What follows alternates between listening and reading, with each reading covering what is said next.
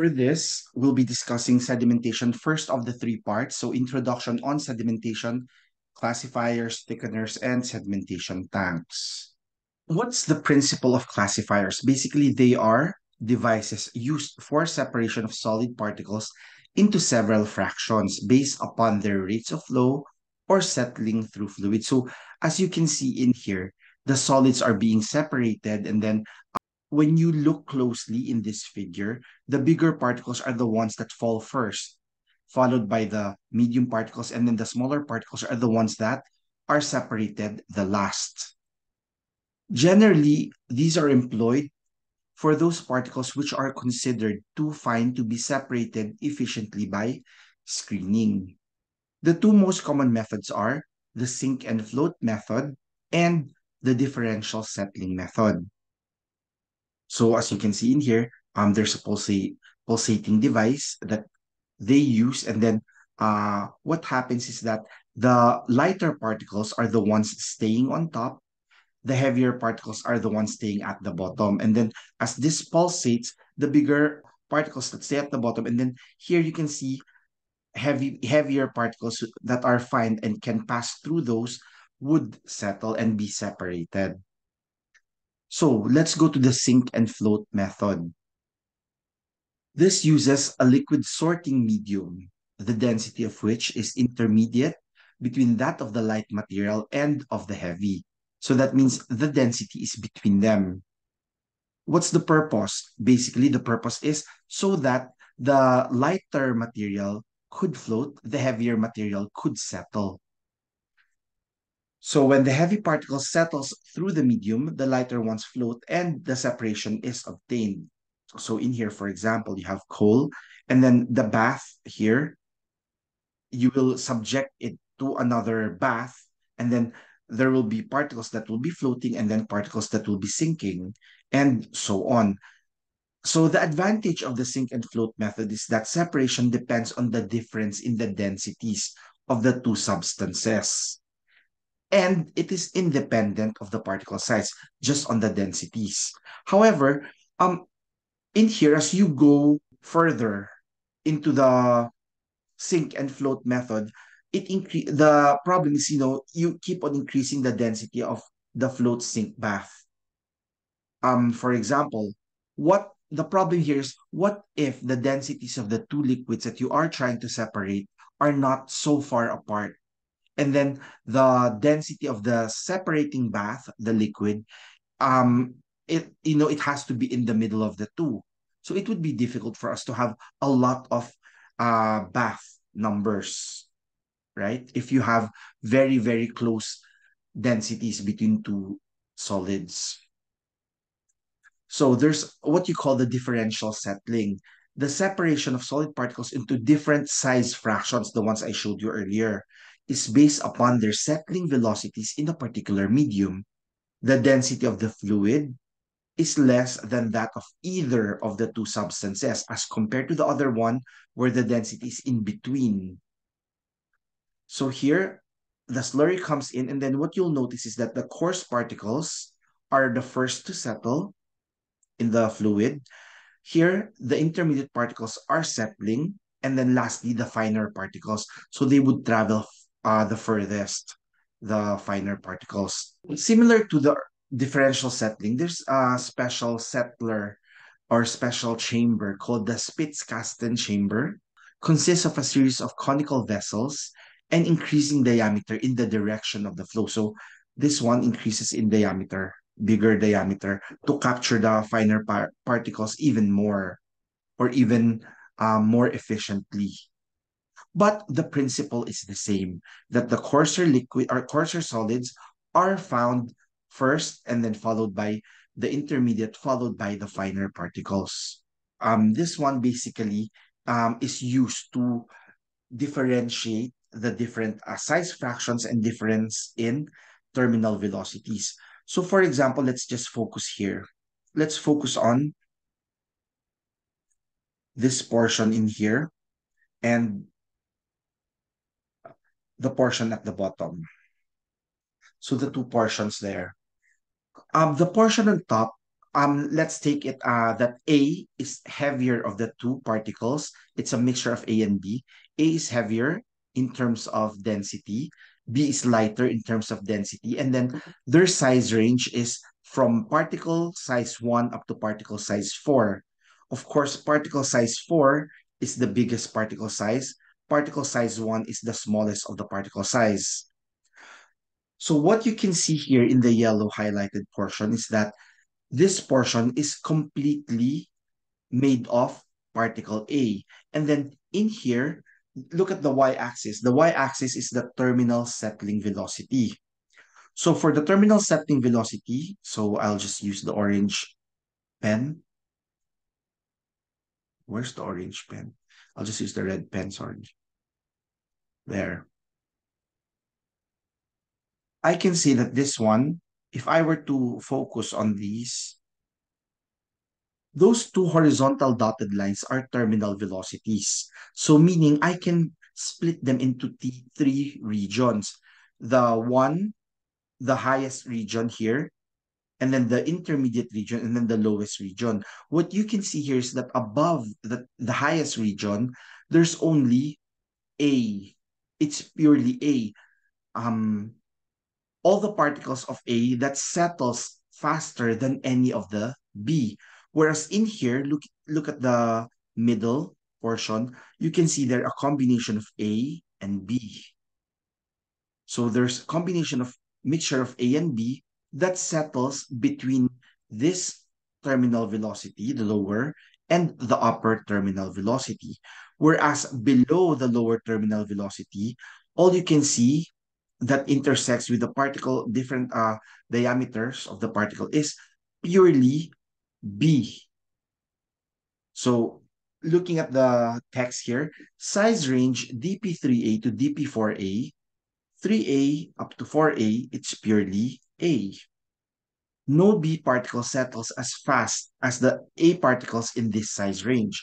Whereas here at the bottom, size range dp1b to dp2b, so 1 up to 2 of the letter B, is basically pure fraction of B. No particle of A settles as slowly. I'll explain it further later as we go to the example. We have some formulas here to differentiate the two velocities. So for Stokes' law, we basically know this already. And then if we would want to get the ratio of the two, dPA over dPB, you can basically, kasi diba, you want them to have equal setting velocities. For example, at this point, at this velocity, what would be equal? Um, Diameter particle 3A and diameter particle 4B would be equal in velocity at this portion. So I'd try solving for that. Assuming that both velocities are equal, I can just equate them. And then you'd end up with this formula. So please take note of this and this. Following Newton's law naman, basically it's the same formula as the one on top, this one. It's just that it's raised to n. N equals 1/2 for laminar flow following the Stokes law. N is equal to 1 for turbulent flow, Newton's law. And lastly, in between 1 and 1/2 for transitional or intermediate flow. Let's try applying that. A mixture of silica B and galena A, solid particles having a size range of 5.21 times 10 to the negative 6. So this is the smaller, to 2.5 times 10 to the negative 5 meters, this is the largest of the particle, is to be separated by hydraulic classification using free settling conditions in water. Take note, water, at 293.2 Kelvin. The specific gravity of silica is 2.65 and that of galena is 7.5. Calculate the size range of the various fractions obtained in settling. If the settling is in the laminar region, so it's already specified, the drag coefficients will be close to that of the spheres. Take note, this is water at 293.2 Kelvin. So you're basically asked to calculate the cut sizes. So what are the givens? Let's write the given. There are two particles, A and B. A would be for the heavier one, galena and silica. The particle sizes are from 5.21 to 2.5. So diameter, particle 4, diameter of particle 1. Kasi the biggest is 2.5 times 10 to the negative 5 meters. And then the smaller one, 5.21 times 10 to the negative 6 meters. You can safely say here that this would go for diameter particle for A. This is also the size for the diameter particle for B. That's the biggest for both of them. This one, diameter particle 1A, also diameter particle 1B, because that's the smallest of the sizes. What else is given? You know that the temperature is 293.2, and then you're given the densities pala. So basically specific gravity for galena is 7.5, and then the other one is 2.65 for silica. So at temperature of 293, ay,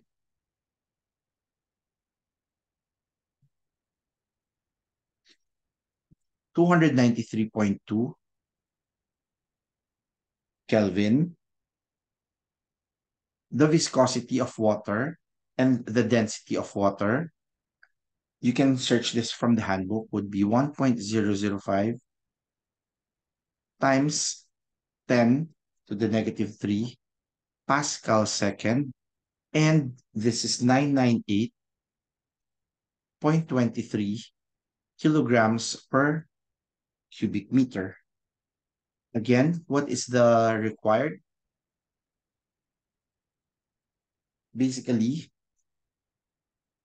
the cut sizes, the size range, and various fractions obtained. So, size range and the fractions obtained from this. So how do we solve this? First, basing it from the graph in here, it would be essential to know what is the highest potential velocity that we have. Of course, it would be coming from the heavier of the particles, particle A, right? And then you know that the lowest velocity will be coming from particle B because that's lightest.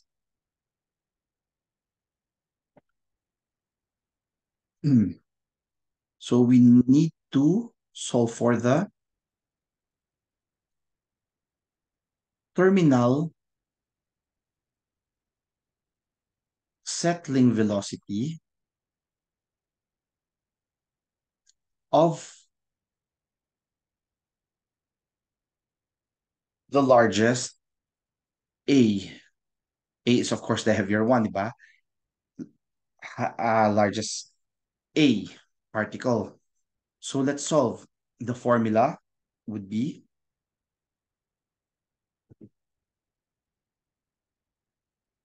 this one. G dp squared rho A minus rho all over 18 mu. So that means this one, the heaviest one, would be coming from 4A. I would know that because that's the heaviest and then that's the biggest. So G squared rho of the particle minus rho of the fluid over 18 mu. Let's try calculating this. This is 9.81. The diameter of the particle would be 2.5 times 10 to the negative 5 meters squared. the density, since I don't know the density of the particle, but I know that the density here is 998, I can say, I can split this as the density. This would be specific gravity minus 1 all over 18 mu, because density times specific gravity would be the density of the particle. Density times 1 is the density of the fluid. So I can just split that, factor out the density term, and then the specific gravity would be 7.5 is for the heavier one, minus 1 all over 18 times mu, which is 1.005 times 10 to the negative 3 Pascal second. So this one, can you give me the answer? 2.199 times 10 to the negative 3, or approximately 2.20 times 10 to the negative 3 meters per second. Now that we know this, this is the terminal settling velocity of the largest A possible. Now, since we know this, let's try solving for the Reynolds number at UT for A. What's the Reynolds number? The Reynolds number is dV rho over mu, the density of the particle, the UT for A, rho over mu. Can you calculate this for me? This would be 2.5.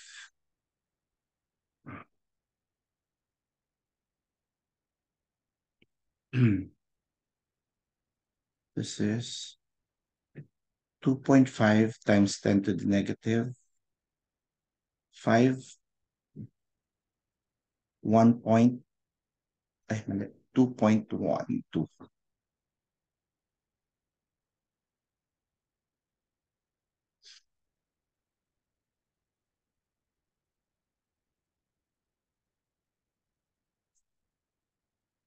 And this is 998.23 divided by 1.005 times 10 to the negative 3, giving us a Reynolds number of 0.0546. So guys, since the Reynolds number is 0.0546, I can say that this is basically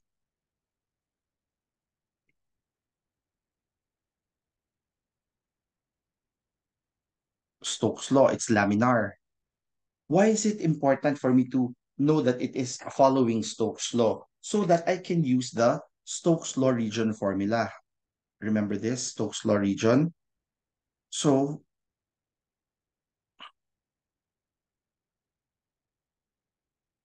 since it follows Stokes' law, I can use the formula here. dPA over dPB is equal to those different raw. Now, before I decide, look at this, which will be equal in terms of settling velocities, I can say that 1A in here, I'll just use the uh, blue. 1A would be equal in terms of velocity with 2B. Take note that this is 1, this is 2, this is 3, this is 4. And that 3A would be equal in velocity as 4B.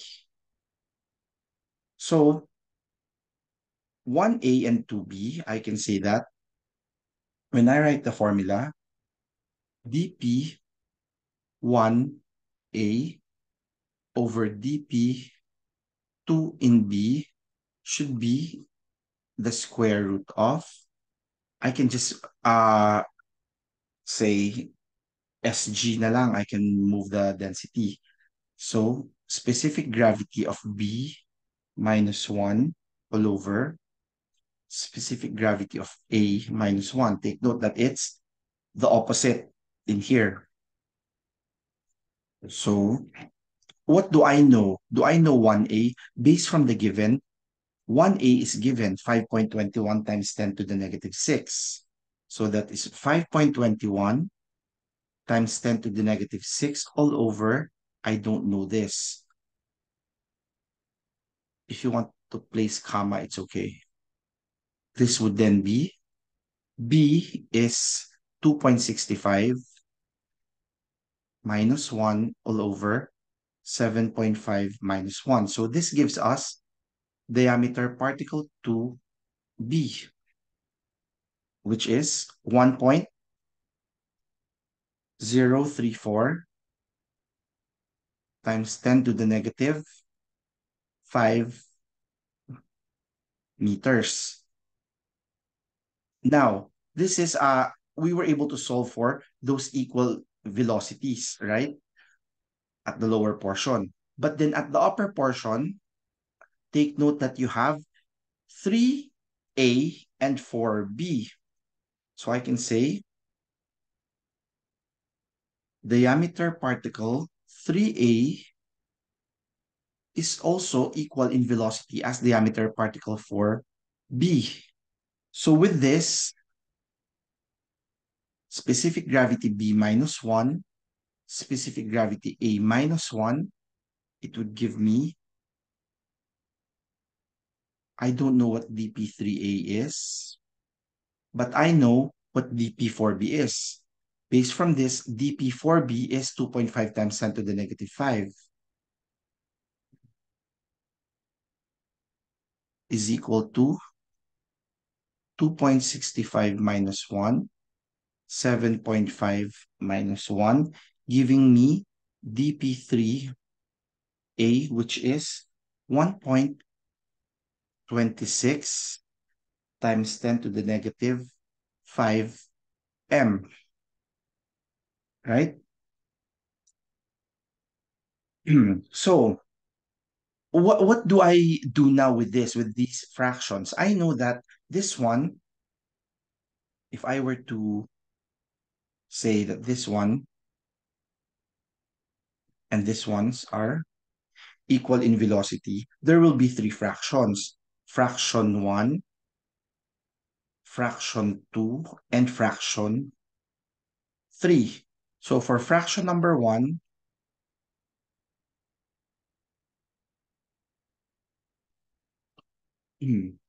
fraction number 1, what can you look, what can you see? I can see that for fraction 1 here, it's basically 3A and 4A because that's above. B is not in fraction number 1, that's below already. So I can say that fraction number 1 contains dP 3A and dP 4A. What's 3A and 4A? 3A is 1.26 times 10 to the negative 5. 4A is 2.5 times 10 to the negative 5 meters. So that's the first fraction. So for the second fraction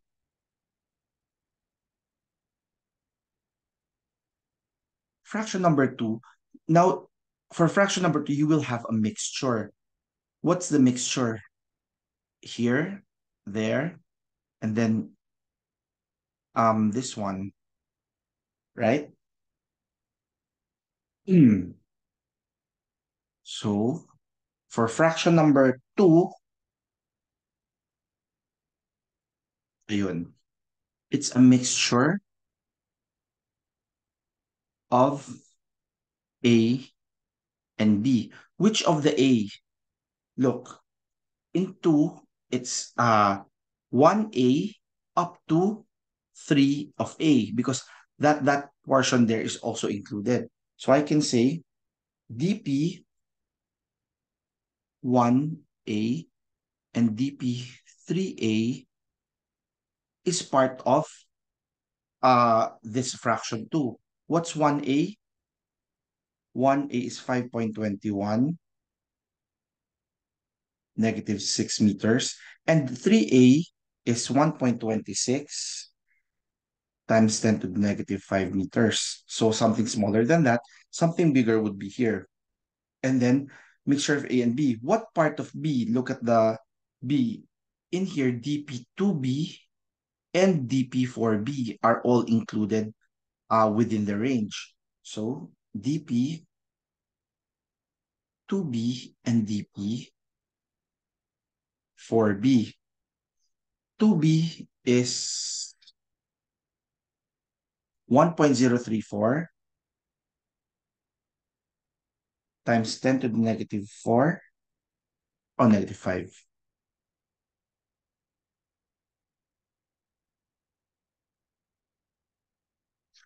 10 to the negative 5 meters. And dp4b is 2.50 times 10 to the negative 5 meters. And then lastly, last fraction, the smallest fraction, fraction 3,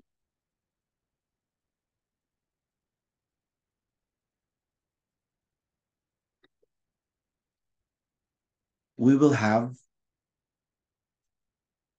basically what you can see here below fraction 3, one of uh what? Basically it's purely B here. One of B and two of B here. I'll just highlight. Um, ito. The other one kasi it's purely A here. 3A and 4A that you can see here. Here at the bottom, the blue one, it's one of B and two of B.